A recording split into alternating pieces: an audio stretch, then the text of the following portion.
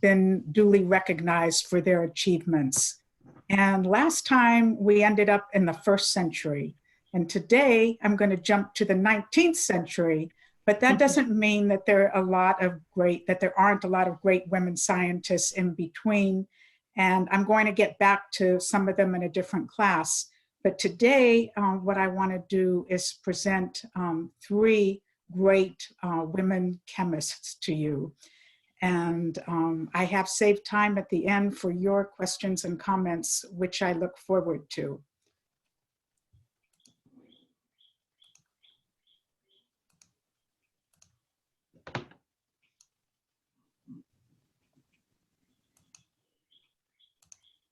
Okay, so the first woman I want to talk about is Ellen Swallow Richards. And the reason that I'm presenting her is that she was the first woman to work as a professional chemist in the United States.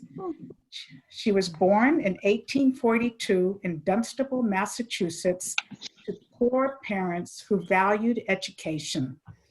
Her mother, Fanny, was a frail woman who spent more time in bed than out of bed, and both Fanny and her husband, Peter, were trained as teachers. So they homeschooled Nellie, as Ellen was called.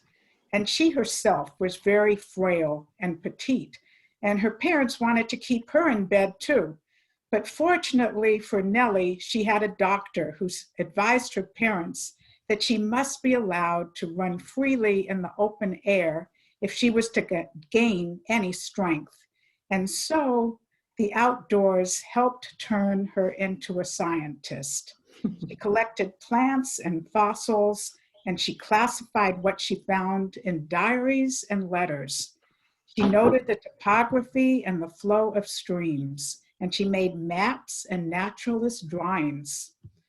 Well, the Swallows left the farm when Nellie was 16 to move to the larger town of Westford, where she went to high school. And this was the first time she had been in a public school in her entire life. After high school, she was admitted to Vassar College. At Vassar, her chief complaint was that this new college for women wouldn't let the girls study enough because they were afraid of jeopardizing their students' health.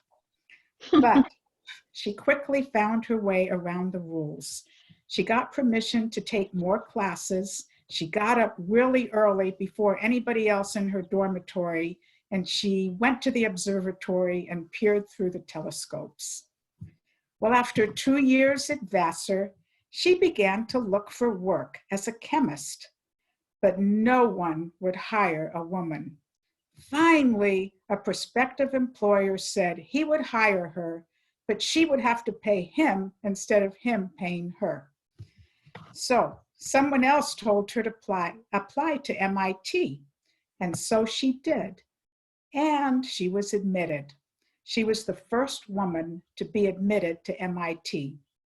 They let her attend tuition free because they thought if anybody complained about her being a woman, they could claim, well, she wasn't really a student, and her admission didn't set any kind of precedent for admitting other females.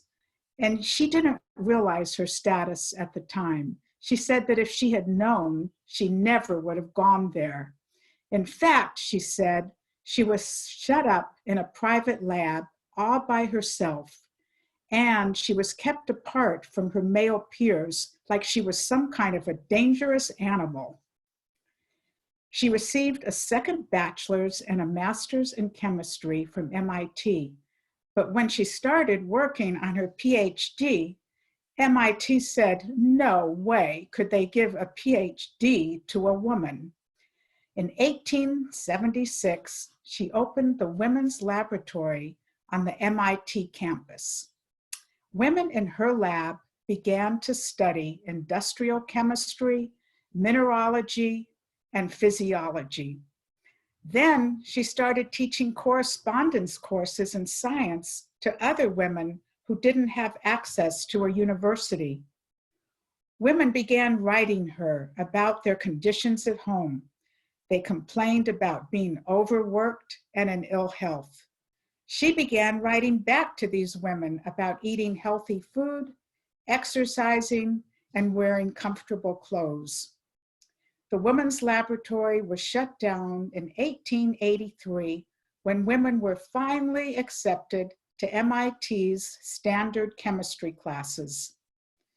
She married Robert Richards, chairman of the mine engineering department at MIT. Working with him, she used her own home as a kind of experimental laboratory for healthier living through science. Concerned about the air quality in her home, she stopped using coal to heat and started using gas. Well, this was unheard of in the times. She and her husband installed fans to pull air from her home to the outside to create a cleaner air environment within the home. She took a position as a chemist and a water analyst for the Massachusetts State Board of Health. And then she turned her interest to sanitation, in particular, air and water quality. Water in Massachusetts in the late 19th century was full of industrial waste and municipal sewage. She performed a series of water tests on 40,000 samples of local water, which served as drinking water for the population. These tests led to the Richards Normal Chlorine Map, which was predictive of inland water pollution in the state of Massachusetts. The design of her experiments and water quality studies set the standard for similar studies around the world. Because of her, facilities and systems were set up to get communities clean water. In 1890, to address the lack of information about nutritious, inexpensive, and safe food preparation, she opened a kitchen that served food and provided hands-on education for the public. And this was how home economics was born and eventually brought into the schools. Not only that, but the kitchen started supplying nutritious meals to public school children at low cost. And this was the first time that it was ever thought of that food should be brought into the schools like this. So we can thank Ellen Swallow Richards for many things, from clean water to school lunches to the study of home economics. So now I want to show just a short video about her life. Valerie, I'm not able to share. Valerie. Valerie. I'm here, Jill. I can't share. You've disabled my sharing. Please enable my sharing.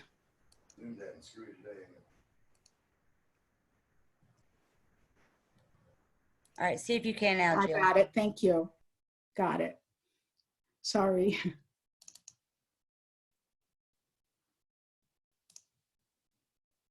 Environmentalist Ellen Swallow Richards introduced the word ecology to the United States in 1892 and became the first American woman to be awarded a degree in chemistry in 1870. Richards was born on December 3, 1842, to parents who valued education for both girls and boys.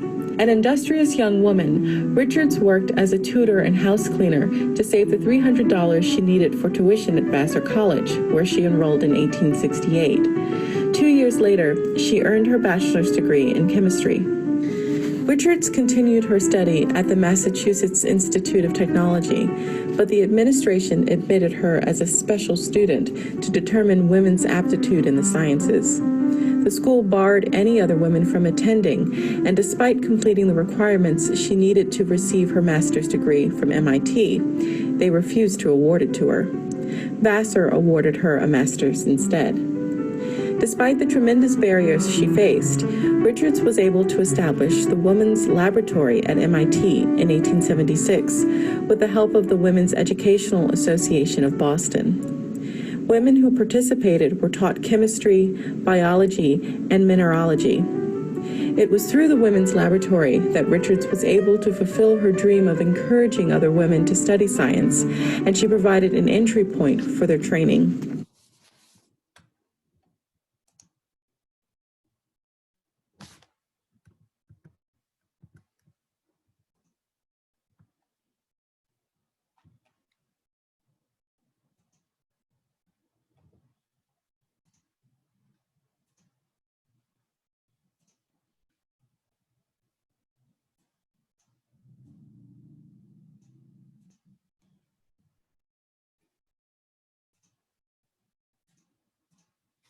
Okay, the next chemist I want to talk about is Alice Ball. Ball was the first woman in the world to prepare a form of oil from the cholmugra tree that could be used to cure leprosy, now called Hansen's disease. It is a disease that doctors still don't understand how it travels from person to person. Leprosy ravages the skin, attacking the mucous membranes in the eyes, the nose, and the throat. It also attacks the peripheral nerves located outside the brain and the spinal cord. The ability to feel pain disappears, and chunks of skin develop into lesions. The damage is caused by a relative to tuberculosis. Jack London called a piece of land on the Hawaiian island of Molokai the pit of hell, the most cursed place on earth. On 3 sides, the area is surrounded by ocean. On the 4th, it is fenced in by a sheer 2,000-foot cliff. It wasn't easy to get in, and it was impossible to get out. Beginning in the 1860s and lasting for 80 years, some 8,000 people with leprosy were taken from their homes, arrested, and relocated to Kalaupapa, never to be seen again. For families, these departures were treated like death. A funeral was held, property distributed, and families mourned the loss of a person who was still living, just like they were dead. Those who had leprosy were considered to be dangerous disease spreaders, and since there was no cure, they were a lost cause. For hundreds of years, the closest thing to leprosy medication was an oil that came from the seeds of the cholmugra tree. People smeared it on their skin, they swallowed it, and they even injected it. Rubbing it on the skin didn't do any good. Swallowing it was nauseating and didn't do any good. Injecting it burned and also just remained in a lump on the top of the skin because it was not water soluble. It didn't do any good either. Then came a surgeon named Harry T. Holman, who was working out of Kalahai Hospital in Honolulu. He treated leprosy patients. Holman was intrigued by cholmugra oil, but he needed a chemist to figure out a better way to inject the oil so it would work. He approached Alice Ball, who was in her early 20s, working as an instructor at the College of Hawaii. Ball was from Seattle and earned a chemistry degree in 1912 and a pharmacy degree in 1914 from the University of Washington. In 1915, she was both the first woman and the first African American to earn a graduate degree at the College of Hawaii. She continued on as an instructor. When she began working with Holman, others had already tried to make the cholmugra oil more effective. The oil was very thick, and she had to figure out a way to make it thin so it would be absorbed in the body and not repelled. She treated the oil's fatty acids with an alcohol and a catalyst to kickstart the reaction to create a less viscous chemical compound. Eventually, she became the first person in the world to successfully prepare a form of the oil that could be injected and absorbed by the body. In her formulation, there was no abscesses or bitter taste, and patients got some relief. She was 23 years old. She did this. Well, unfortunately, at the age of 24, while she was instructing a class, she mistakenly inhaled chlorine gas. She could not be saved, and she died. In 1918, 2 years after her death, an article in the Journal of American Medical Association reported that 78 patients with leprosy admitted to the Kalahai Hospital had been discharged and returned to their real homes. Ball's Chomugra oil preparation was the reason. For 4 years, not a single patient was exiled to Kalaupapa, and other leper populations were let out on parole thanks to Alice Ball.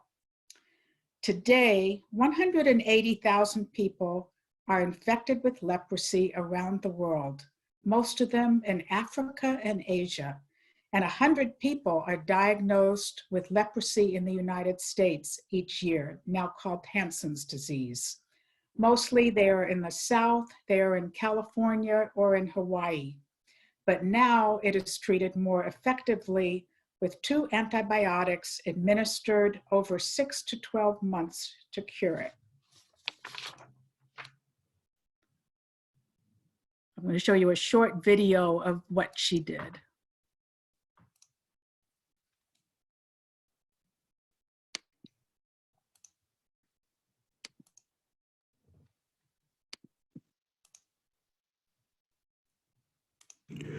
Hello all and welcome to another episode of Everyday Black History, where we celebrate the historical achievements and contributions of Black men and women, both past and present. Now, a while ago we did an episode on a woman by the name of Alice Augusta Ball, who created an injectable cure for the leprosy disease. And we said we were going to do another episode talking about her research. And the reason why we want to do another episode talking about her research is because her research, although a lot wasn't known about it for a long time, it really did help thousands of people during the early 1900s. Now, as far as her research goes, it started in her postgraduate research career, which began at the University of Hawaii. Now, Alice Ball investigated the chemical makeup and the active principle of kava for her master's thesis. And from 1866 to 1942, whenever a patient was diagnosed with leprosy, they were arrested and sent to an island, a Hawaiian island. Now, Dr. Harry T. Holman, during the time, he worked at a hospital in Hawaii, and he was one of the few physicians that was not satisfied with the results of what they used at the time to help with leprosy, which was Chomugra oil. And he needed an assistant to help develop a method to isolate the active chemical compounds in the oil, and so he reached out to Alice Ball, who was working on her thesis. Now, Chomugra oil that had been used to treat leprosy, it was always used with mixed results, and every form of the treatment had problems. It was too sticky to be used as on the skin, or it was painful to be used as an injection. So some hospitals still attempted to use it as an injection, even though the sticky consistency of the oil caused it to clump under a patient's skin and form blisters. And these blisters formed in rolls and made the skin look as if the patient's skin had been replaced with bubble wrap. So you can imagine what that might have looked like. Now, ingesting the oil wasn't good either because it had such a bad taste that patients would vomit when they swallowed it. But Alice Ball, at the age of 23, developed a technique that would allow the oil to be injectable and absorbed by the body. And her newly developed technique involved isolating compounds from the fatty acids of the chamuga oil. And this isolation technique became known as the Ball method and was the only treatment for leprosy that was effective and left no abscesses or bitter taste. Unfortunately, due to her untimely death, she was unable to publish her revolutionary findings. But Arthur L. Dean, a chemist and the president of the University of Hawaii, continued her work, published her findings, and began producing large quantities of the injectable chamuga extract. Now, he published the findings without giving credit to Alice Ball and renamed the technique the Dean method, and which is why 90 years went by before anybody knew anything about Alice Ball's revolutionary research. Now, Dr. Holman, who worked with Alice Ball, was one of the first people to speak up about this. And in 1918, a Hawaiian physician reported in the Journal of the American Medical Association that a total of 78 patients were released from the Kalahai Hospital by the Board of Health Examiners after the treatment with injections. Now, her invention, Alice Ball's invention, remained the preferred treatment for leprosy until other drugs were developed in the 1940s.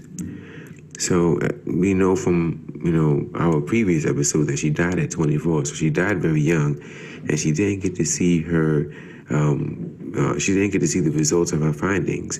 But we can see how many people it helped and how forward thinking it was, and how it helped so many people and so many families as well to be able to live their lives after having such a horrible disease. So once again, Alice Ball, we thank you and we salute you. And now you're finally getting the credit that you deserve.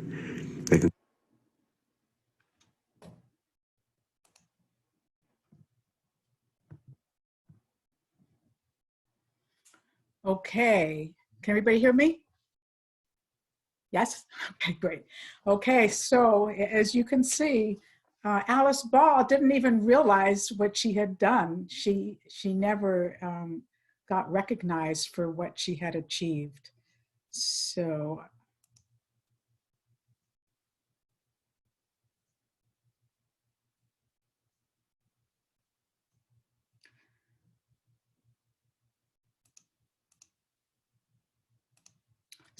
the final chemist I'm going to present today is Rosalind Franklin.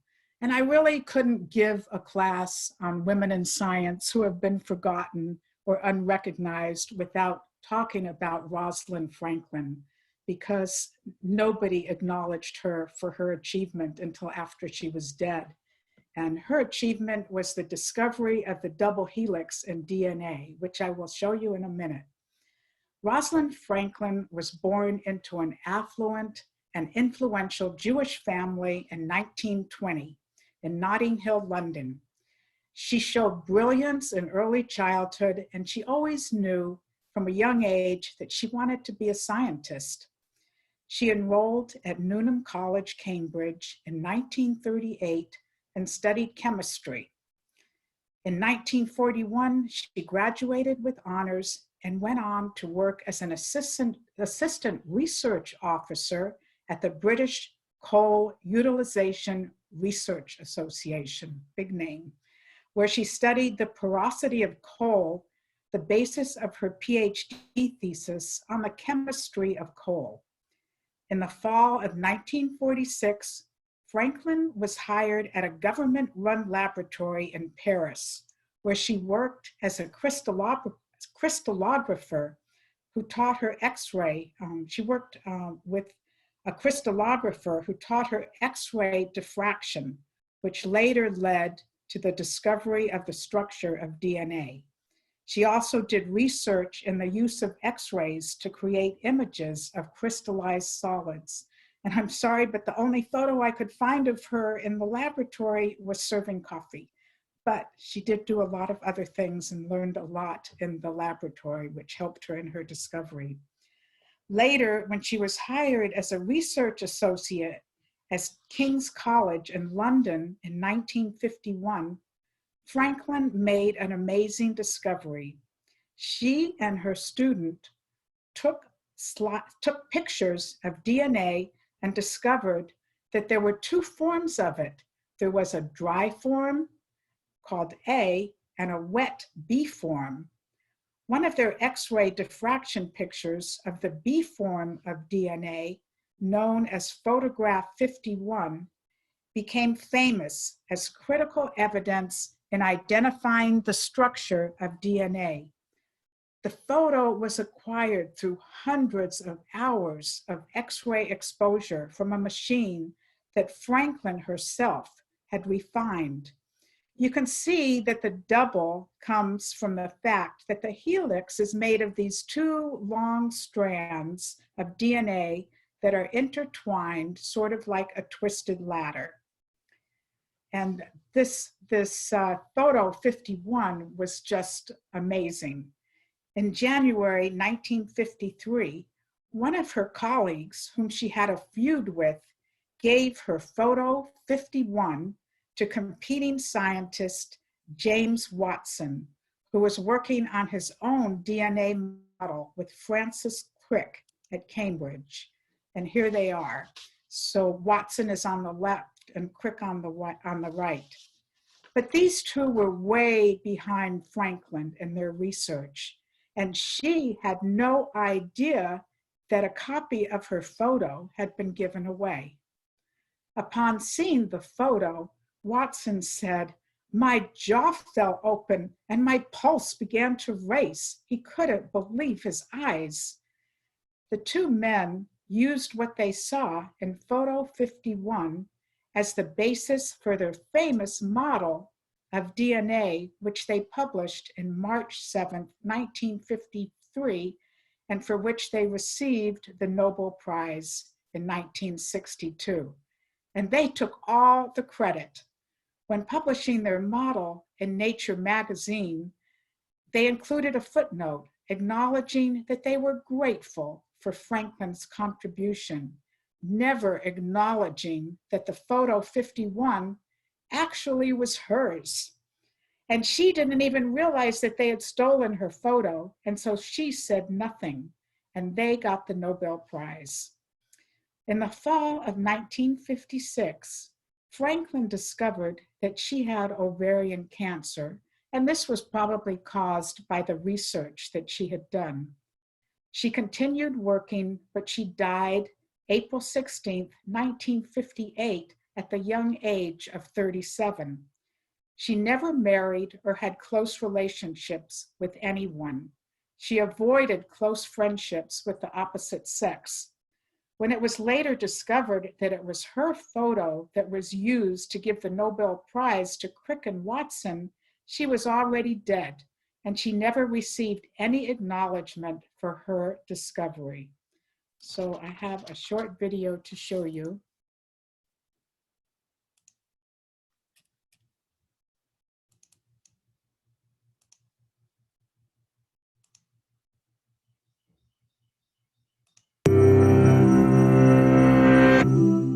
The discovery of the structure of DNA was one of the most important scientific achievements in the last century, in human history, in fact. The now famous double helix is almost synonymous with Watson and Crick, two of the scientists who won the Nobel Prize for figuring it out. But there's another name you may know too, Rosalind Franklin.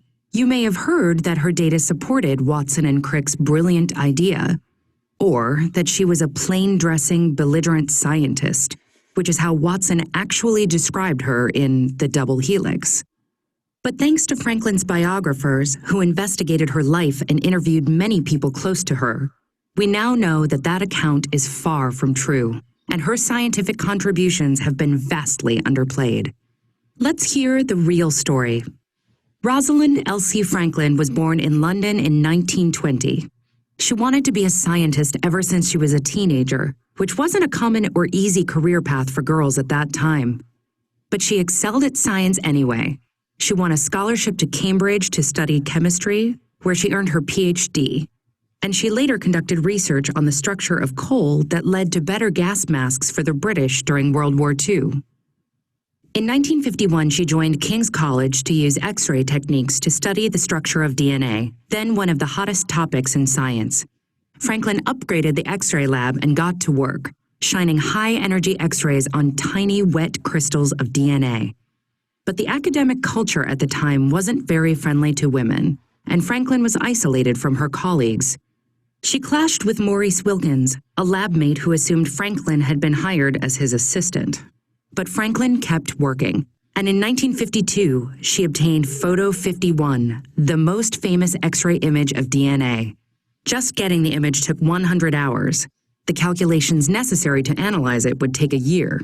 Meanwhile, the American biologist James Watson and the British physicist Francis Crick were also working on finding DNA's structure. Without Franklin's knowledge, Wilkins took Photo 51 and showed it to Watson and Crick.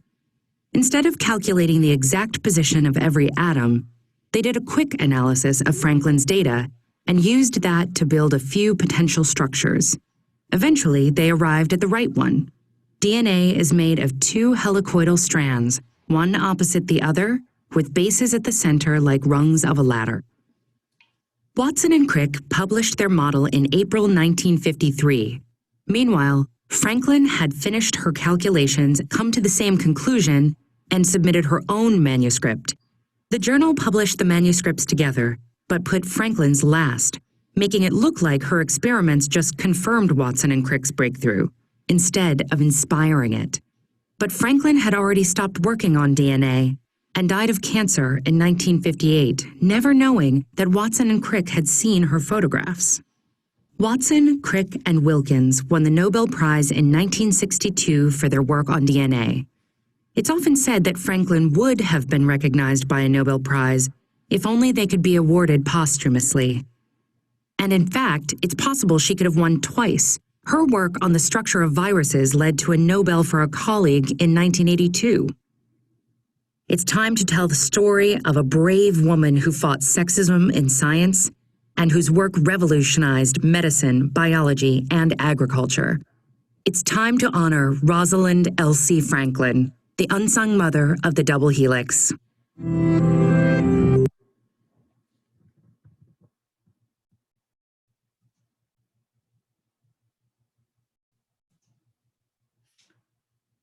Okay. So if I'd like to, we have a few minutes left. That's the three chemists I wanted to present today. If you have some comments you'd like to make, I'd love to hear them.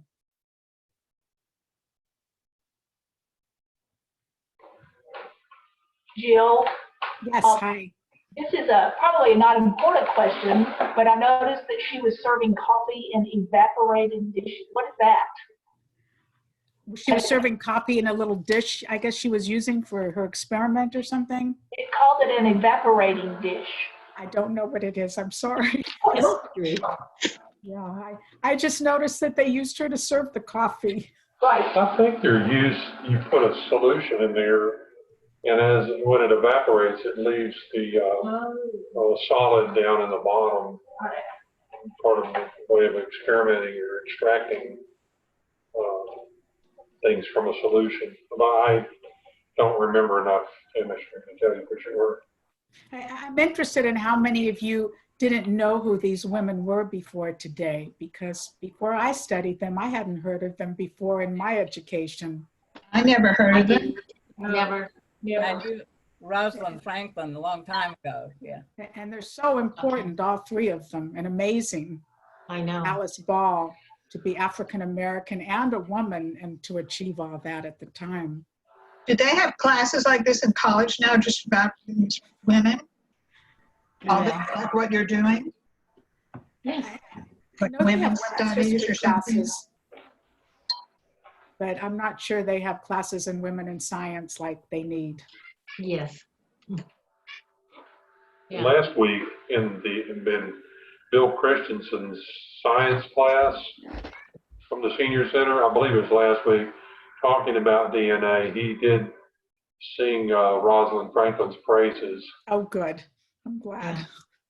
And PBS did a special on DNA, and they also recognized Rosalind Franklin. Yes, I heard. I did see that. Yeah, I would recommend that you see that. it was great. Yeah. Maybe, Valerie, you can get a link us up. Yeah, that's a good idea. I do have the link. I can give it to Valerie. Yeah, That'd be great to put that with the lecture you just did. Well, what's next week? This will be interesting. Yeah, next week, I've got some more interesting women for you. Yeah. Well, Right. actually, I am teaching every other week.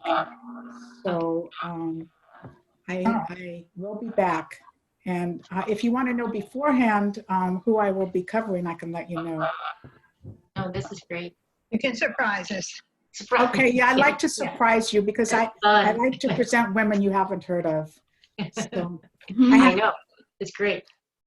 Thank you, Jill. It's Victoria. I watched the entire session, which I usually don't do, but I was fascinated with every single one of the scientists you brought up. Yeah. Thank you very all much. right, thank you everybody for coming. Appreciate it. Okay. Thank you, Jill. Bye. Spread the Bye. word, you guys, about Jill's classes. Oh, it's great. Okay. Bye. Bye. Thank you. Bye-bye. Have a good one. Be safe, everybody. Hey.